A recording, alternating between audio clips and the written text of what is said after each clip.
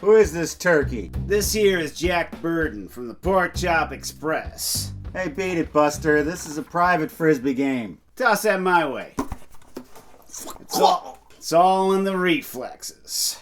It's Halloween, and so we're dressed in costume from characters who appeared on this season of Welcome to the Basement. Craig is Jack Burton from Big Trouble in Little China, and I'm the doofus on the beach from Hard Ticket to Hawaii. It's Halloween, and I want to talk about fear. I've figured out my greatest personal fear. Yes. Just regarding me. Obviously, I have fears regarding my loved ones, fears about the world, fears about my country, but this is a personal one. My greatest fear is going deaf and blind at the same time. A full Helen Keller. Because so much of my enjoyment of life comes from what I see and hear that I think for that to happen would just kind of be a living hell. I don't even know what my personal fear would be anymore. I'm not really as concerned about being locked in the basement by my older brother as I used to be. You're in a basement right now. I am. He could be up there, for all I know. Ed?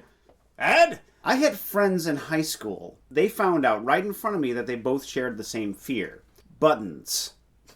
I'm terrified of buttons, and the other one was like, you too? They were best friends. They never discussed this before. I thought it was some sort of joke. One said that sometimes she imagines being shoved into a swimming pool full of buttons. The other one completely freaked out at the mere thought of it. To me, it sounds relaxing. I've got a bunch of movies that I've never seen before. You don't know what they are. Every episode, I'm going to spring one on you. It might be good. It might be bad. We'll watch it and talk about it. Welcome to the basement. During this spooky time of Halloween with all of its ghouls and goblins, you know what I keep thinking about? Lorenzo. Oh, my boy. He's just simply an angel. Which should make tonight's movie that much more terrifying. Because this movie isn't about a bad baby. This is about the worst baby. Oh God, oh man, the Omen. Oh, hello there, Damien. Released in 1976 and directed by Richard Donner, The Omen stars Lee Remick, David Warner, and Welcome to the Basement alum, Gregory Peck. I can't believe it's been this long since we've had him on the show. 5 years, Mr. Peck. Welcome back, old gringo. Fans of British television of the 60s will also recognize co-stars Patrick Troughton, otherwise known as Doctor Who, and Welcome to the Basement alum, Leo McKern. The distinctly non-laconic William Holden was originally considered for the role of Robert Thorne, Gregory Peck's role, but turned it down saying he didn't want to star in a movie about the devil. Take that, Satan. He would go on to portray Robert's brother, Richard, in the sequel, Damien, The Omen 2. Well played, Satan. Jerry Goldsmith was nominated for an Oscar for Best Original Score. Heartbroken by being nominated so many times and not winning, he decided not to attend the ceremony. He won. It would go on to be his only Oscar. Paul Newman made the same mistake. As they say, idle hands are the devil's workshop. You want to keep your son on the straight and narrow? Teach him a skill. Perhaps you could teach him a scary skill. Oh, it's a pumpkin carving kit. There are 4 different types of blades and pokey things that he can use on pumpkins or whatever else that might cross his path. Come with us to the old leather couch and watch The Omen. Or are you too scared? I'm a bit too scared, I have to admit.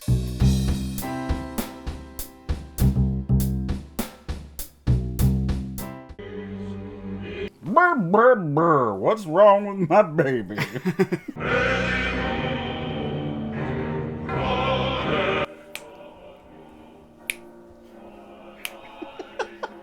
Oh, he's in Rome again. Hey, buona fortuna. Richard and Catherine Thorne are having a baby. Thorne is the American ambassador to Italy. Peck's face is like a mighty oak. But unfortunately, the baby dies. The ambassador does a little diplomacy with the priest. He says, are there any other babies lying around? Turns out that there is.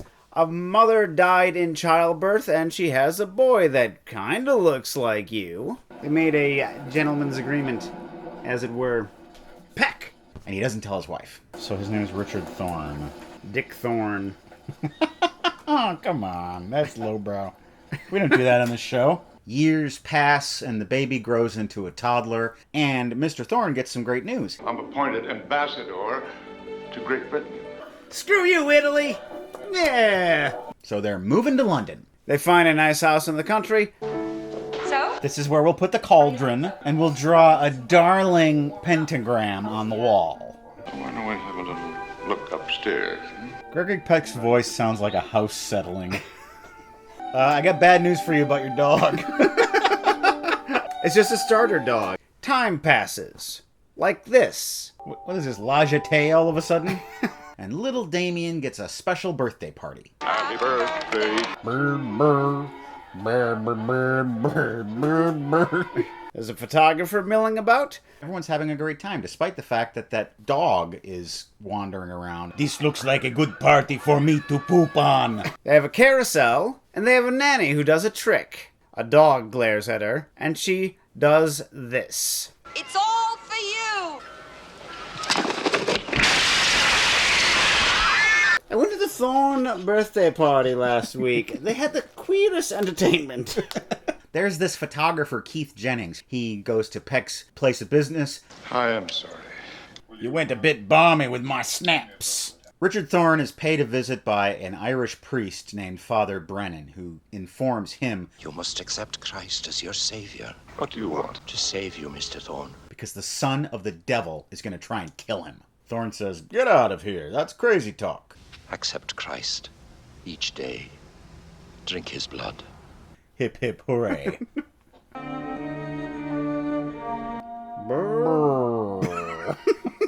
The birthday photographer is there, and he just happens to take a photo of this priest. And he's developing them, and he's seeing strange things. A woman shows up and says, "I hear you need a nanny. Allow me." I'm here to take away some of your troubles and anxieties. I've got so many spoonfuls of sugar, you wouldn't believe it. The Thornes discover that neither of them asked anyone for a new nanny. This lady just showed up. Oh, the agency. The agency? But Damien and her seem to get along really well. I am here to protect thee. Perhaps a little too well. The Thornes are going to a wedding, and they're going to take little Damien along. But as soon as they get near that church, Damien freaks out. He does not want to go to church for some reason. And not because it's boring, but for other reasons we'll find out about later. Thorne comes home to see this new dog in his house. A big old Rottweiler. I thought we could use a good watchdog, sir. We don't need a dog. We have a perfectly good fake dog on a string. Take that dog away. Baylock says, "Sure, I'll do that." Kathy takes little Damien to a safari park. He looks at the giraffes, and they bug out. "If you want us, we'll be at Toys R Us." They go by the baboons, and the baboons freak out. The baboons do not like something about this car, thinking it might be Damien. All right, Kathy? Of course I'm not all right. I've been babooned. Well, I'm very tired. I'm going to go to sleep now. Fears. I have such fears. What kind of fears? Buttons. Kathy, I love you. She loves to stay in cheap motels with her husband because they don't need the vibrating bed. The coin operated, he just can just talk in bed and it'll vibrate.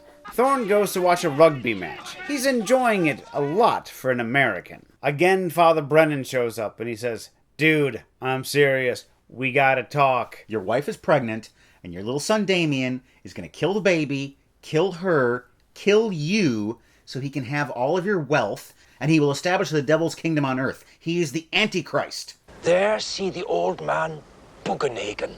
Bugenhagen. He alone can describe how the child must die. Get away from me, you're crazy.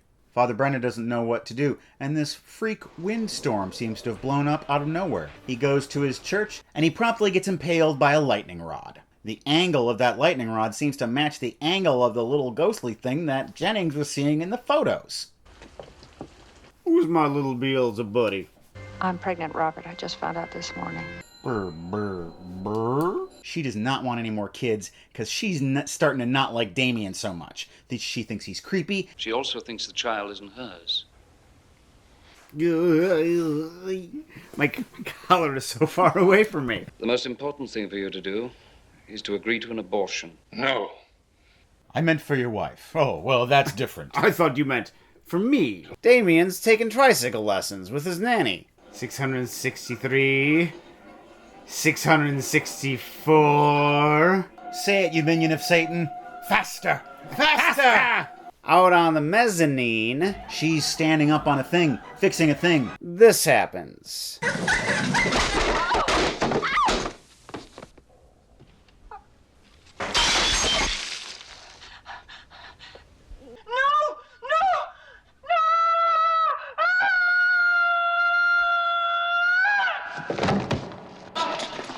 Mr. Ambassador, is it true that the goldfish is dead? And she loses the baby. Richard goes to check on his son, and he notices that there's a dog in the bedroom. Yes? Thorne gets called by that photographer again. He says, come to my darkroom. I got some weird things to show you. At first I thought this was just a fault in the film. Then it happened again. What is all this? I thought you were one of those groovy blow-up type photographers. And he says, I found out some information on this crazy priest that was messing with you. Here, let's go to his room. My son is dead. You know when you're driving down the highway and you go a little too far over and it makes that noise? Rumble strips, yeah. Peck's voice. Turns out Jennings took a picture of himself in the mirror in the priest's room, and there's this weird thing across his throat. That means he's going to get it soon. Curse you, mirror, for murdering me. I'm so frightened. We're going to hide you in this hospital room, and Michael Corleone will look over you all night long. He'll make sure nothing bad happens to you. And Enzo, the baker. I got this jacket from a couch I used to know. They go back to Rome to find some records from the hospital where Damien was born. Unfortunately, that hospital burned to the ground. Ci fu un incendio anni fa. You are the father of the Satan boy, no? Mala fortuna. Everything that was associated with little baby Damien seems to have been burned or murdered. There were no adoptions here. There was one. No, Signor. It wasn't an actual adoption. It was an air quotes adoption. If I gave you a date, I can't go on date, I'm a nun. But the nurse tells him, there's one priest that's still around. Father Spoleto. He's up at this monastery. Go get him.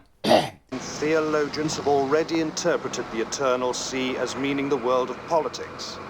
The sea that constantly rages with turmoil. You ain't seen nothing yet. They go to see Father Spoleto. And he has seen better days. Thorne says, where's Damien's real mother? Cervete. The cemetery, which is just down the road. So, when your head gets chopped off, how do you think you'll feel? They go to this old Etruscan cemetery. There's a couple of fresh graves from only about 5 years ago. And in the mother's grave, there's a dog skeleton. Let's open up that baby grave. That's Thorne's baby. And it looks like it was murdered at birth. Thorne's part of this big satanic conspiracy. And then, dogs show up. And they're not good dogs. They're not here to fetch and roll over, man. They attack. They just barely make it out of the cemetery alive. And he talks to his wife. He says, get out of London right now. Oh, and don't bring Damien. She gets up to start to get ready for the trip. Take it off. Yeah, show us that cast. But Mrs. Baylock shows up. Zombies! She pushes Kathy out of a window. Kathy is dead. Thorne finds out about his wife, and he knows that Damien has something to do with it. I want Damien to die too. There's this place in Israel. He goes there and finds Bugenhagen. I am Bugenhagen. Your son, probably the Antichrist. We have these daggers here that can kill him. You need to do it in a church. The blood needs to get on the altar. That's the only way he's going to die. If you really want to be certain, you'll find a birthmark on him. A sequence of sixes. 666 sixes. You should have noticed it by now. It might be on the scalp underneath the hair. In the streets of Jerusalem, Thorne has a change of heart. He's not going to murder a child. I won't do it! Hey, free knives! If you're not going to do it, I'm going to. Give me those swords. And a failing brake on a car causes this. Wow! He realizes this means business. Takes the daggers, hops in his private jet, goes back to England. He goes into his house. Damien, you and Daddy are going to play a fun game. I get you in a headlock and toss you into a burlap sack. Then we go to church. You remember church, the place that makes you freak out. And he chops off some of the hair. This kid's a solid sleeper. Whenever I try to give my kid a haircut while he's asleep, he just starts screaming. He finds the birthmark, 666. Leaping from the shadows is Mrs. Baylock. She's got a bloodlust. She grabs him and they wrestle. He knocks her cold. He takes his son, Tries to skedaddle. the nanny, not actually dead. He stabs her in the neck. Look on the bright side. You won't have to pay her 2 weeks severance pay. Off Thorne goes to the nearest church, Damien riding shotgun. I have had it with this family. With the police in hot pursuit. He gets to the church. He's got his knives. He's ready to do it. Damien starts going, Daddy, Daddy, don't do it. And he pauses. Crucial seconds are wasted as the police come in. Damn it. Mr. and Mrs. Thorne get a state funeral. Well, he tried to kill his son, but at least we know that he would never try to kill a mockingbird. Thorne's old college buddy, the president, is there to make sure that Damien is A-OK. The Omen. It's all for you, Craig. It was all for me. I really liked that movie, and I did not think I was going to like that movie. But I have a big beef with it. That photographer. Why is he able to take magical photographs? And why is he magically there all the time? Right, exactly.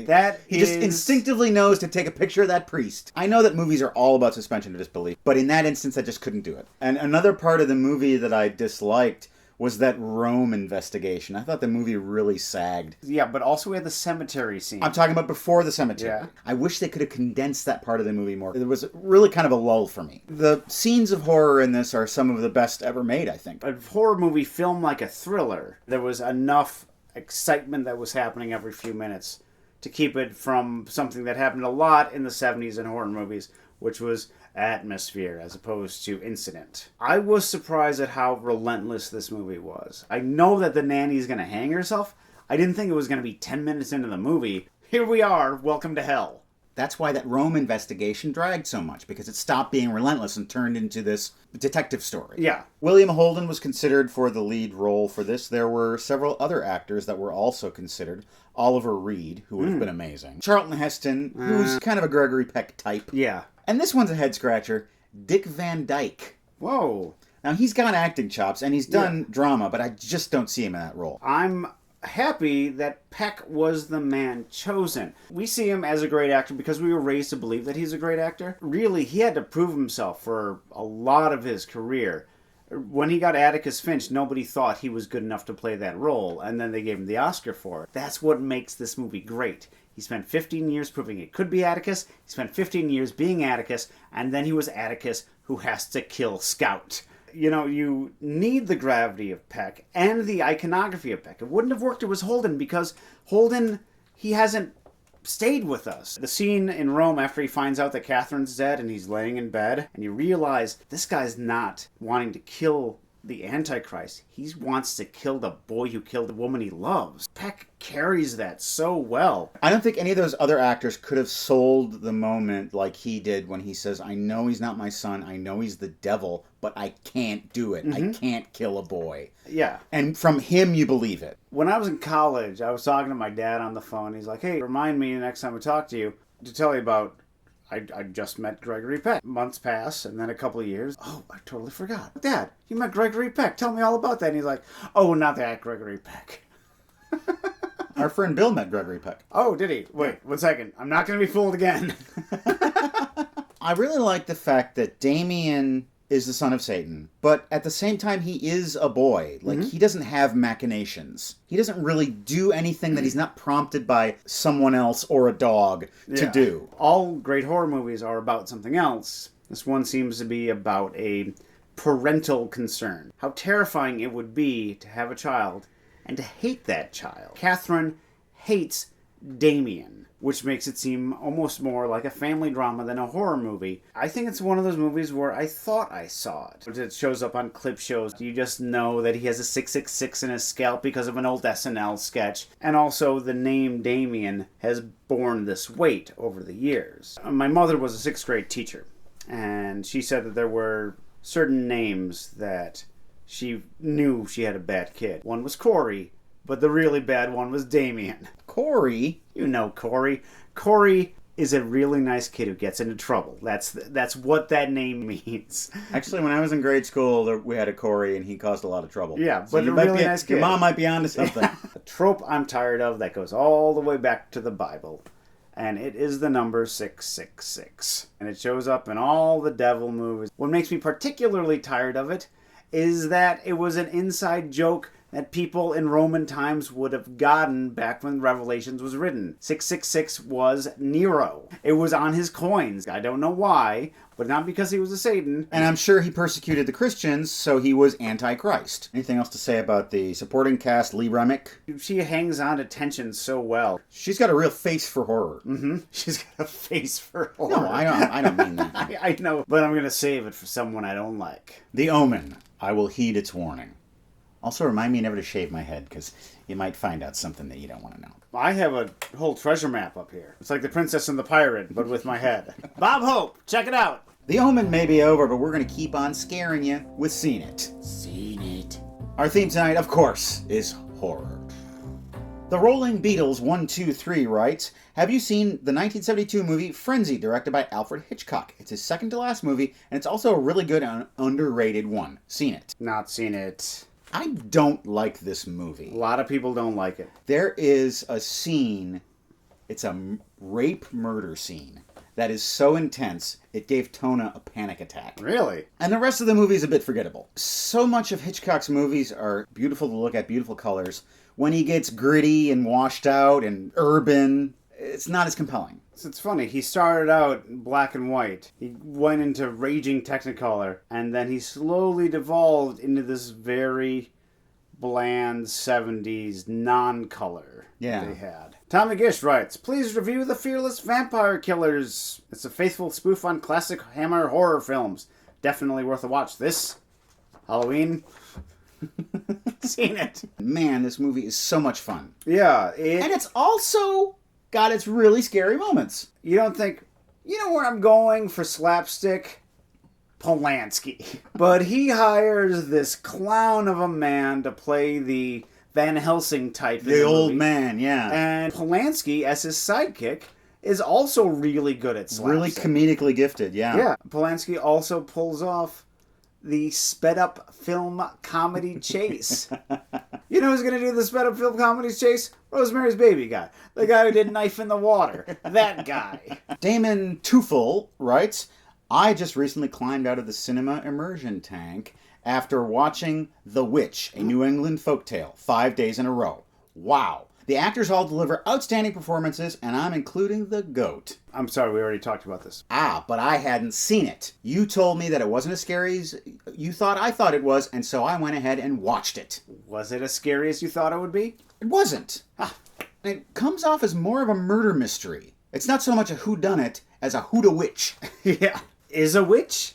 Yeah, exactly. Yeah. The actor who plays the dad in this, you might recall, he was in The British Office. He's got another one of those voices. You just can't believe that sound is coming out of his head. He's like Peck. Yeah. I found out that a lot of the dialogue was actually taken from transcripts of witch trials from the 1700s. Oh, yeah, yeah. If you have a suggestion for Seen It, you should leave it in the comments, and we might feature it on Seen It. If we've seen it. Go to welcometothebasementshow.com and check it out. There are PayPal donation buttons that you can click to make a contribution to support this show. One-time donation or a rolling monthly donation. Anyone do this lately? Joyce, who says, just a little something, because it's Thanksgiving weekend here in Canada, and I'm thankful for all the work you folks do in creating Welcome to the Basement. I'm happy to report that I did in fact pass the course that required a paper on the importance of being earnest, which means I'm one step closer to my BFA. Good job, Joyce. No more bun-burying about. Anyone who donates to our show is also shouted out on our unboxing show. It comes out every other Friday. If you want that to happen, and also if you want to see the contents of our mailbag and other fun surprises, check out Unboxing. The Omen. We have not fallen to its curse. And now, this. Don't you do that. Well, we don't know how you got here. Oh, the agency. The agency? The agency. The agency? Well, yes, they, The agency? the agency. The agency? Oh, The agency?